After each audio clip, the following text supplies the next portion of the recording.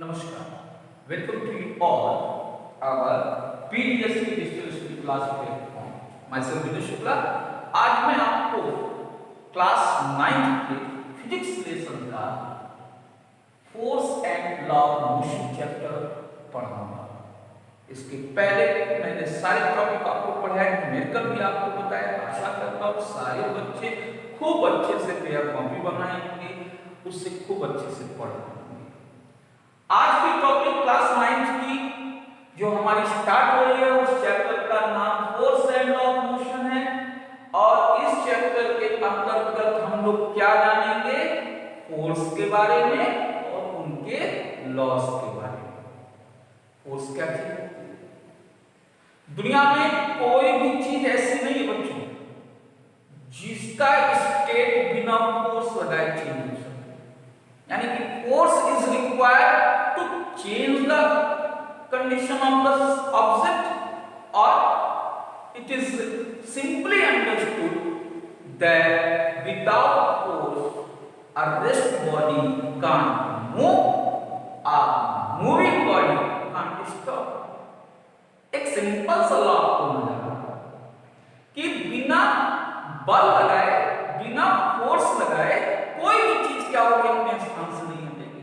अब मैं फोर्स लगाना पड़ेगा मुझे अपने स्थान से डिस्प्लेस करने के लिए, मैं चाहे से फोर्स से बाकी तो ऐसे फिजिक्स में यहाँ पर आपको एक्सटर्नल फोर्सेस की ज्यादा बातें की जाएंगी, कॉन्टेक्टस फोर्सेस की ज्यादा बात की जाएगी।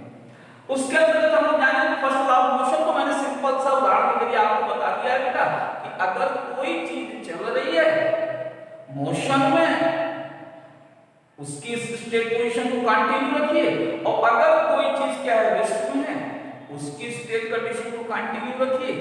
ये उसका लॉ है until no apply external force, कि जब तक हम उस पे कोई फोर्स लगा नहीं देते। यही हमारा फर्स्ट लॉ ऑफ मोशन है। और इस फर्स्ट लॉ ऑफ मोशन को लॉ ऑफ इनर्शिया भी कहते हैं। जड़त्व जिसको हिंदी में कहा जाता है वो जड़त्व। आप हिंदी मीडियम के स्टूडेंट नहीं है, आप तो इंग्लिश मीडियम के स्टूडेंट हैं, सीबीएसई बोर्ड के स्टूडेंट हैं, तो आपको इनर्शिया ही जानना पड़ेगा। मैं फिर से एक बार बताता हूं। The body will be always on rest until there is no external force applied on it, and the body will be continuing motion until if there is no external force applied on it। आप अंतरिक्ष में घूमते हुए जो हमारी अर्थ है, जो round करती हुई हमारी अर्थ है, उसके ऊपर भी कोई फोर्स है, वो लगातार कंटिन्यू कर रही है। और हमारा हम कोई एक स्टेबल अब एक स्थान स्टेबल भी नजर आती है, तो दोनों मोशन को दोनों कंडीशन को ये हमारा अर्थ का एग्जांपल बहुत अच्छे से समझाता है। एक मोटरसाइकिल है, एक मोटरसाइकिल स्टार्ट होती है, आप उसको स्टार्ट करके एक स्थान पे ले जाते हैं। तो मोटरसाइकिल पर आपने क्या किया? अप्लाइड फोर्स अप्लाई किया, तो आप वहां तक गए। ठीक है, कोई चीज हमेशा ऐसे रह जाए, अब मैं कोई भी चीज कहीं मान लूं कि रखी हुई है, हमेशा ऐसे बहुत अच्छे समझ गए होंगे बेटा आप सवाल, बहुत ज्यादा से समझाने की अब आवश्यकता नहीं बची हुई है हमारे फर्स्ट लॉ समझने के लिए। और इसी को लॉ ऑफ इनर्शिया कहते हैं। Inertia mass both have connected. ये नहीं आपको अब बताना है कि तो मास किसको कहते हैं। अब मास क्या होती है?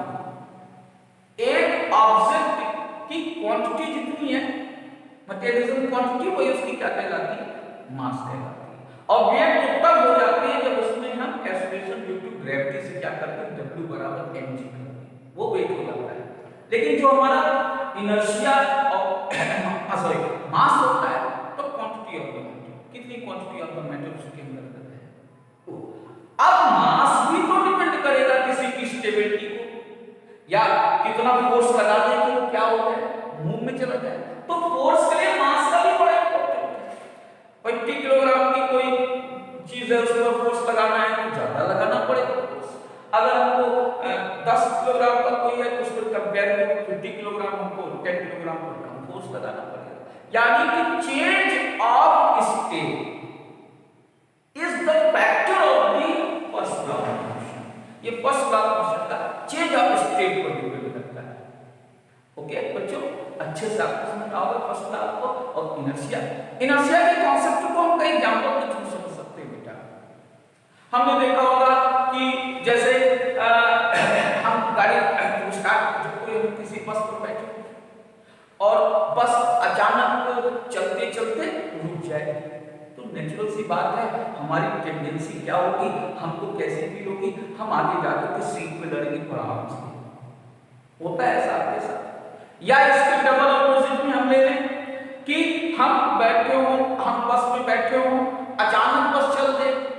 अभी तक तो अचानक रुकी, अब अचानक चल दे। अचानक रुकने का मतलब ब्रेक अप्लाई करेगा तभी तो रुकेगा, फिर एक्सीलरेटर लेगा तो बढ़ेगा। इन दोनों कंडीशन में हम देखते हैं हम पीछे की ओर चले जाते हैं। फिर एक तीसरी कंडीशन होती है कि जब हम किसी डायरेक्शन किसी मोड़ पर घूमते हैं, तो जैसे कभी किसी कार को चलाते वक्त हम चलते हैं तो हम यूं ऐसे करके हो जाते हैं, आप लोग देखो, ये सब ड्यू टू इनर्शिया होती है। तो inertia on rest, inertia on motion and inertia on direction, तीनों को क्लियर कर देता हूं, तब आपको सेकंड लॉ ऑफ मोशन पढ़ाऊंगा। इनर्शिया ऑन रेस्ट, हम बस पर रेस्ट में बैठे हुए थे, टेंडेंसी हमारी क्या थी कि हम एकदम आराम से बैठे। अब बस चल रही है, मोशन की मैं लेता हूं पहले। अब बस चल रही है, अचानक बस पर ब्रेक अप्लाई किया आपने। जैसे ही आपने इस पर ब्रेक अप्लाई किया, बस हो गई stop in rest, but your tendency of feeling body is going to motion, क्योंकि वो तो अपनी टेंडेंसी से मोशन की ओर जा रही है, इसलिए वो आगे की ओर धक्का खाएगा अचानक। और सेम रिवर्स आप जब क्या करते रहते हो, किसी अचानक बस चलने लगती तो आप पीछे की ओर जब धक्का खाते, उसका मतलब होता है कि बस रुकी हुई थी, आप भी उसी टेंडेंसी में थे, अचानक बस चल रही लेकिन आप अभी रुके हुए हो, तो आप पीछे की ओर जाते हो। और यहाँ डायरेक्शन ऑफ इनर्शिया में आपकी फीलिंग इनर्शिया होती है कि हम इस तरह तो अपनी पूरी बॉडी सही हो जाते हैं, उधर की ओर मूव कर जाते हैं।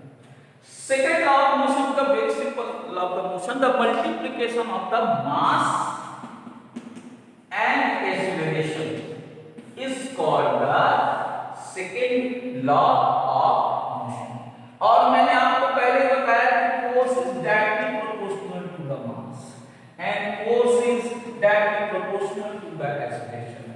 मास ज्यादा फोर्स भी ज्यादा चाहिए, मास कम फोर्स भी कम चाहिए।